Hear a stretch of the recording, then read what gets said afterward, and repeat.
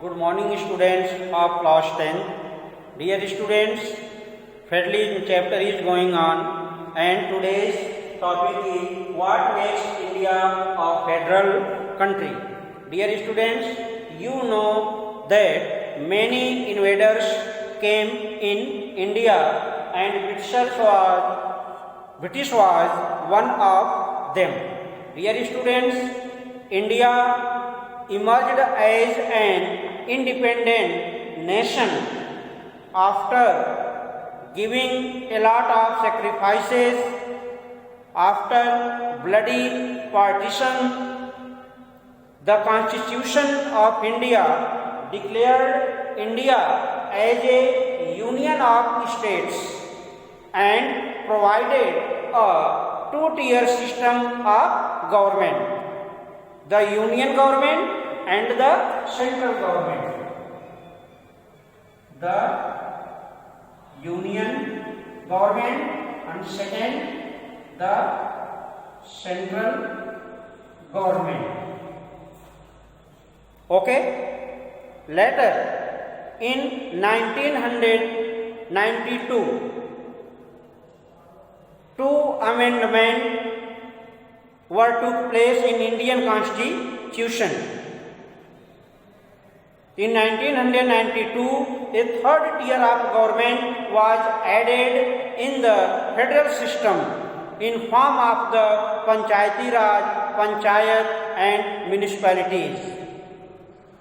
So, dear students, there are some special features which makes India a federal country. Now we discuss about them one by one. Dear students, the features which makes India a federal country are that feature number first, division of the power. Division of the powers.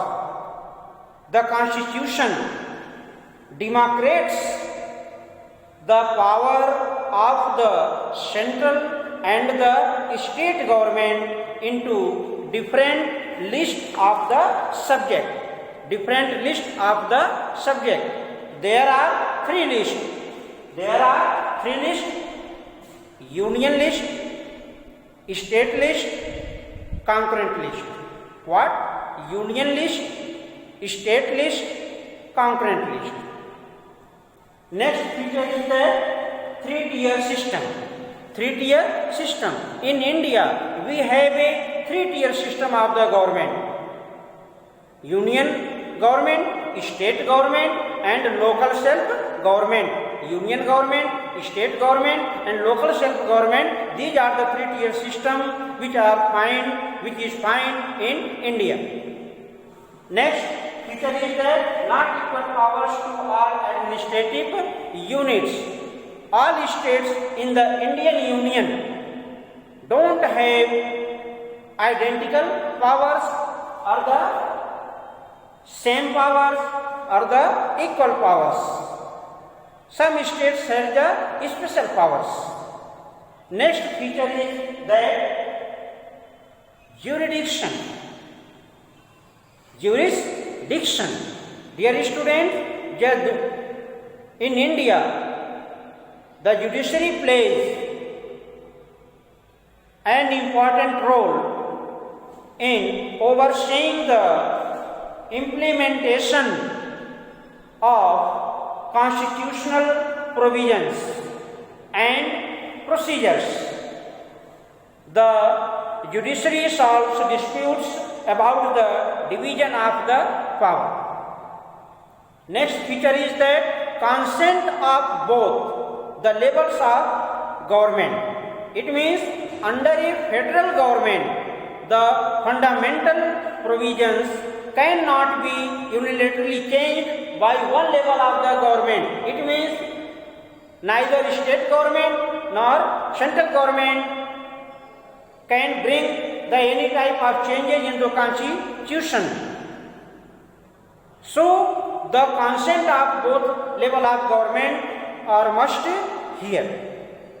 And next factor that makes the India as a federal country, separate sources of income.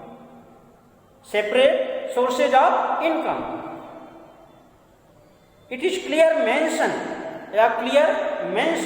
regarding the financial powers of the center and the state has been made in the Indian Constitution. Income tax, excise duty, corporation tax, etc. are levied and collected by the central government.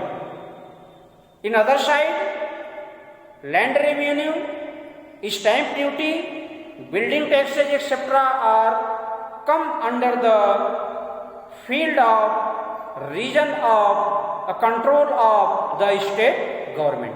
Thanks.